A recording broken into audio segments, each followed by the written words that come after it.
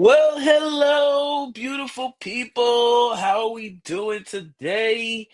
It is another fabulous day. It's been raining all day, so I needed to film inside and, just wanted to switch it up again. So here I am in my temporary, maybe it's my new spot that I'll be filming at from now on. We'll see, maybe switching it up, just so that there's not the same background every single time.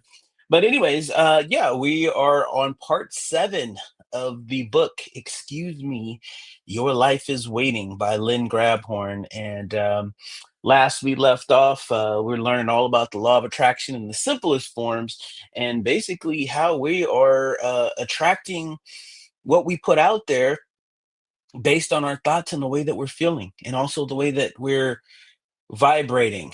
And this is the important part of this chapter where they start really going over where Lynn Grabhorn really starts going over not being a victim, right? Because we all know uh there's some victims out there. We're not victims watching this video, of course. I mean, we're all being responsible and we're being responsible people, but there are still a lot of victims. And if you are considering yourself a victim, I don't think if you are if you're watching this video, but if you feel that way, this would be the chapter for you or the part to watch. So let's go ahead and get right into it. Let me just go ahead and pop everything up here. Here we go. And we're just going to play the audio. Here we go. Victim no more. As we embark on this adventure of living the law of attraction, we come very soon to the rather disturbing conclusion that there truly is no such thing as a victim, and that continuing to play the game of being a victim to anything or anybody guarantees only continued discontent from the relentless emission of low vibrations. Oh, sure. The rest of the world is still doing it, blaming them for what happened rather than their feelings, blaming circumstances for their bad luck rather than their feelings, blaming the drunk on the freeway or the rotten boss or the economy or God for messing them up rather than their feelings. We may have been taught, and therefore have believed, that we live at the mercy of others, or fate, or luck, or chance. Certainly, that is what most people on this planet live by. But once you start to see the law of attraction in operation, you ultimately come to understand that there is no such thing as a victim, never has been, never will be. Hmm. There is no good luck, bad luck, good fortune, or coincidence. There is no destiny, fate, or providence. There is no big judge in the sky keeping score on how right or wrong you've been. There is no karma from past lives, nor penance. That's all victim stuff. And there is not a victim among us, only co-creators in thought and feeling, powerful magnets attracting like bees to honey, the matching frequency of our ever-flowing vibrations. You never again have to believe that circumstances outside of you control your life. You never again have to believe that it is wrong to want. You never again have to believe that some great power outside yourself is pulling the strings, or that anyone or anything other than you is in control. You never again have to be afraid of them or it, no matter who or what they may be, unless you so choose. So, how did we get in this mess? You got it. More than 6 billion people, plus however many more there have been over countless centuries, being born into vulnerable, lackful, fearful vibrations, all focusing on what they don't want and getting more of it. Hmm.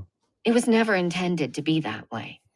But in our anxious state of needing to find a reason why things never seemed to go the way we wanted them to, we figured it had to be the fault of some factor separate from us: the government, the economy, our boss, our marriage, our background, our education, our rotten luck, even God.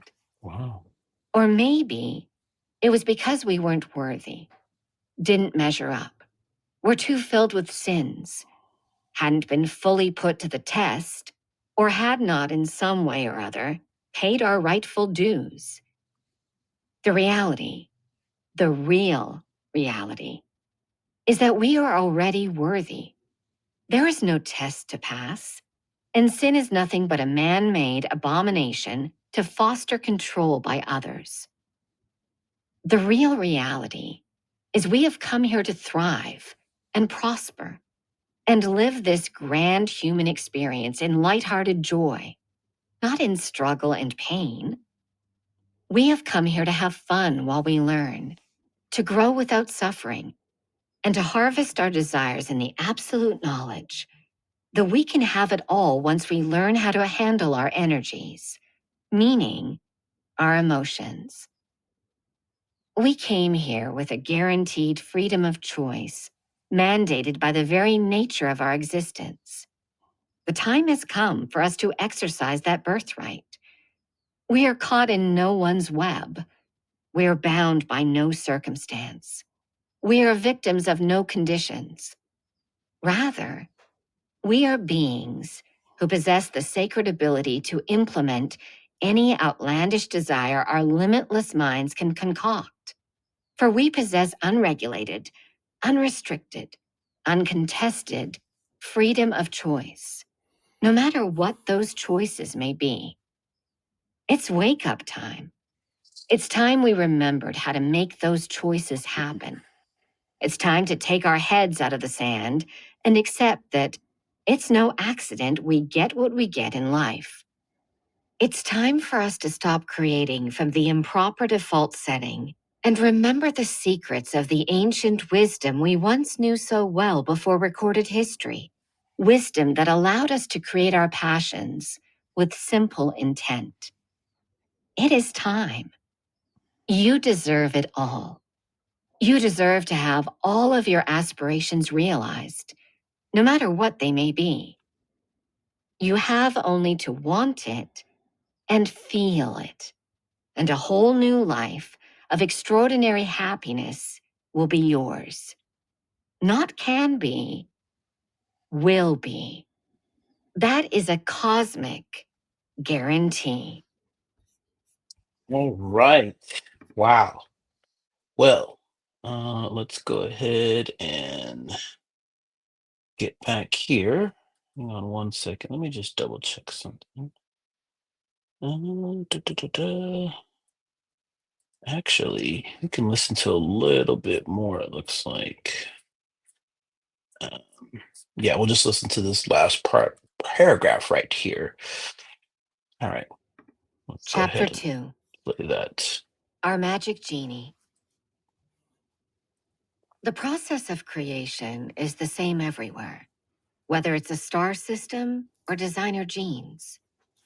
Give thought to something you've infused with the appropriate feeling, which creates the appropriate vibration, and here it comes.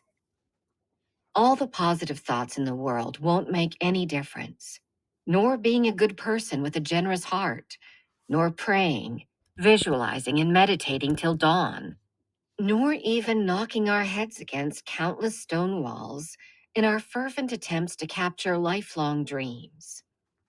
None of that will create a thing until we launch the magnetic vibration to pull those dreams in through our infallible magic genie called feelings, that electromagnetic authority of which dreams are made. Okay, Just two. now we're done. There we go. All right. And you guys will understand later why I did it that way, but that's fine. Just wanted to get that going. So let me just go ahead and switch back. All right.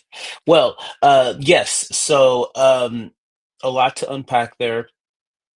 Definitely talking about um, we don't have to be victims. Remember what I was saying earlier? We don't. We don't. We really don't. Nothing is happening by chance. It's all about how we're vibrating and how we're feeling. And I mean, she did a great way of really expressing and explaining it. And if you guys remember in earlier chapters, they were also talking about how when you start to vibrating at a certain level, it's not only you, but it's also the people around you. And then everything just starts to make a big, emotional ball. Um, and then it just becomes a emotional victim ball. And life just seems to be showing you the same paths. And if you guys remember, I also, it was another video I was talking about how this was a Henry Ford quote, about where basically if you think you can or you think you can't, you always get to be right. And this goes hand in hand with what she's talking about in the law of attraction, because the more you have some type of belief system in regards to, um, what you believe or how you think the world is or why things are happening to you, you will get reinforcement, meaning more attraction, people validating other people's thoughts, TV, anything that you see on the internet, all those things, right? That's why people watch the news and they live in this fear-based world because they're creating it because that's what they're willing to want to attract. You always get to be right and you get reinforcement from all of the things that you are putting out there.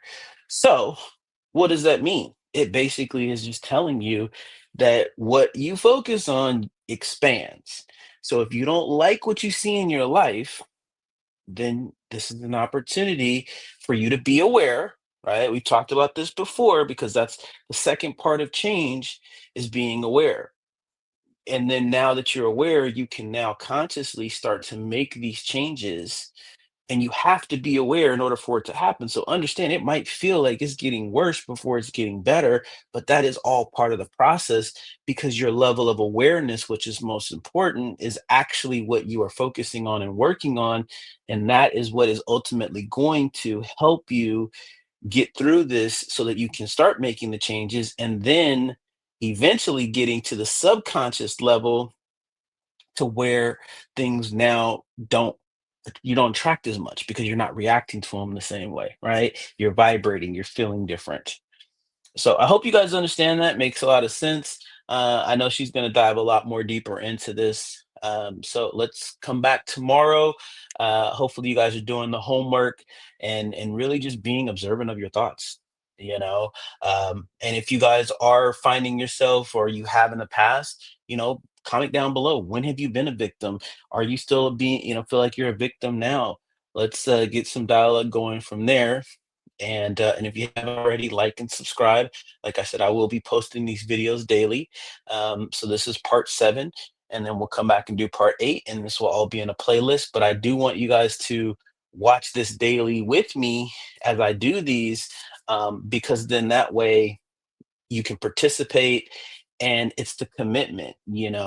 It's much harder, and I mentioned this in the last video, it's much harder for you to say, okay, I'm going to watch 30 videos, all at once, as opposed to, no, I'm just going to digest this in the way that a way that I'm presenting it within a 10 to 15-minute marker, and then you can go about your day.